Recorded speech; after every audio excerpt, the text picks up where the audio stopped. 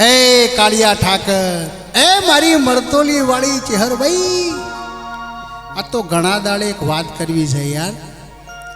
રાજુભાઈ, એક દાડો કેવું થયું, તે કૂતરાઈ અને ગધાડાઈ સરપંચનું ફોરમ ભર્યું.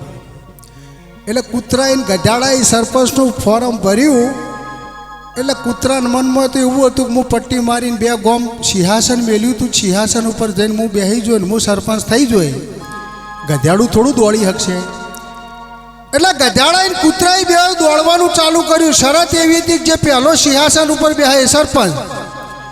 એટલે ગધાડું તો રાગે રાગે રાગે રાગે દોડવા માંડ્યું, પણ કૂતરાઈ મારી પટ્ટી એટલે પહેલું જ ગોમ આવ્યું.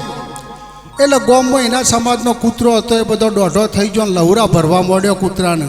તે કૂતરાને મારી મારીને તોડી નાખ્યું. પાછું નેટ કરીને બીજા ગોમમાં ગયું. એ કે બીજા ગોમનો એના સમાજનો કૂતરો ઉડી પડે તેને મારી મારી તોડી નાખ્યું, લહુરે ભરીને પૂરું કરી નાખ્યું. અને ત્રીજા ગોમમાં કૂતરું બધું લોહી લુવણ થઈને જોયું. એ સિંહાસન હતું પણ એ તો ગધાડો થઈને બેઠેલા. ચમકા એ ગધાડો બેઠેલો, ગધાડાને કોઈ રોકનાર નહોતું. એમ વાત કરું તો દરેક સમાજની વાત કરું તો સમાજમાં તમારા ટોગા, તમારું હગું વાલું, તમારું કુટુંબ હોય એ ચાલે, બીજો ના ચાલે. લ્યા તમે સહેજ પ્રગતિ કરો એ કે એ ચાલુ પડે. વ્યાજમાં પૈસા લઈને ગાડી લાવ્યા છો, તૂટી જાય ભાઈ, ચોખ્ખું તૂટી ગયા છે, તારે ચો નોખવા જવું છે. પણ સમાજ કરે કોઈ, તમારો સમાજ જ તમારું હગું વાલું કુટુંબ હોય તમારું પૂરું કરી નોખાવું પહેલાં.